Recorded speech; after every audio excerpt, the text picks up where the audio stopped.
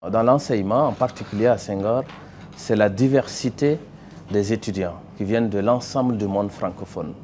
Et nous avons des étudiants qui sont déjà opérationnels, puisque la plupart d'entre eux sont des travailleurs. Et donc ils viennent pour chercher une formation en plus, quelque chose qui innove, qui va leur apporter des éléments tangibles en matière de développement de leur pays. Et nous avons cet engouement-là dans l'enseignement qui fait que c'est complètement différent d'étudiants classiques que nous connaissons souvent dans certaines facultés ou dans certaines universités. Le plus, c'est le fait que nos formations sont très spécialisées. Et quand je prends l'exemple au niveau du département environnement, nous avons deux spécialités, gestion de l'environnement et gestion des aires protégées. L'historique du master en gestion des aires protégées, c'est à la demande de l'UICN, l'Union internationale pour la conservation de la nature, qui souhaite renforcer les cadres des ministères et des ONG qui travaillent dans la conservation dans ce domaine. Donc c'est une spécificité.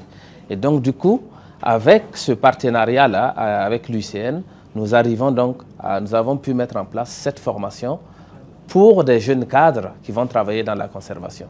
Et donc c'est un plus, c'est une formation qui n'existe pas dans les universités au niveau de l'Afrique. Alors nos étudiants, à la fin de leur formation, après les 2 années de cursus à l'université Senghor, ils repartent chez eux. Mais en arrivant, la majorité était déjà soit des fonctionnaires, soit des travailleurs dans des organismes privés, publics, parapublics. Et donc, du coup, ils repartent dans leur service pour reprendre le travail. Et nous avons une part d'étudiants qui ont fini leur formation, mais en règle générale, quand ils repartent chez eux, ils trouvent tout de suite des stages et par la suite, ils sont employés par les lieux sur lesquels ils ont fait leur stage. D'ailleurs, ce qui fait aussi cette spécificité, c'est parce qu'à la fin de la première année, ils vont en stage obligatoire. Et c'est dans les lieux de stage qu'ils démontrent leurs compétences.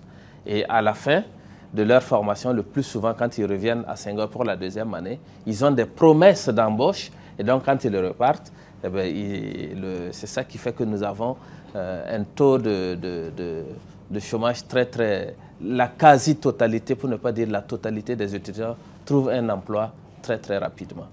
D'ailleurs, j'aimerais dire que pour ceux qui vont nous regarder sur TV5 Monde, c'est d'inciter davantage tous ceux qui veulent avoir une formation de haut niveau à visiter notre site internet et avoir la panoplie des formations que nous faisons à Alexandrie et que nous faisons aussi dans nos campus Senghor dans divers pays. Surtout dans le site, nous avons toutes les informations.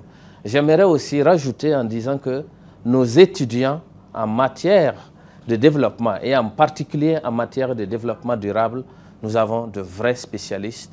La meilleure façon de le savoir, c'est de les embaucher et ils verront comment ils sont opérationnels. Le fait que l'université Senghor soit à Alexandrie permet aux cadres de découvrir déjà un autre pays qu'est l'Égypte, avec toute la civilisation que nous connaissons de l'Égypte. Je pense que tout le monde connaît l'histoire de l'Égypte, mais tout le monde n'a pas la chance de mettre pied en Égypte. Et là, c'est déjà quelque chose de très important. Deuxièmement, le fait de se mettre un peu en retrait de leur propre pays leur permet d'avoir une vraie concentration par rapport à l'intensité du travail qui leur est demandé au niveau de l'université Senghor.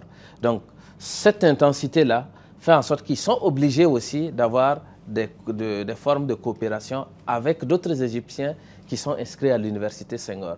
Donc c'est un nouveau regard qu'ils ont en repartant chez eux d'un pays qui les a accueillis pendant 2 ans. Et donc je pense que c'est un plus de dire que je connais une grande partie de la civilisation de l'Afrique, notamment la civilisation pharaonique.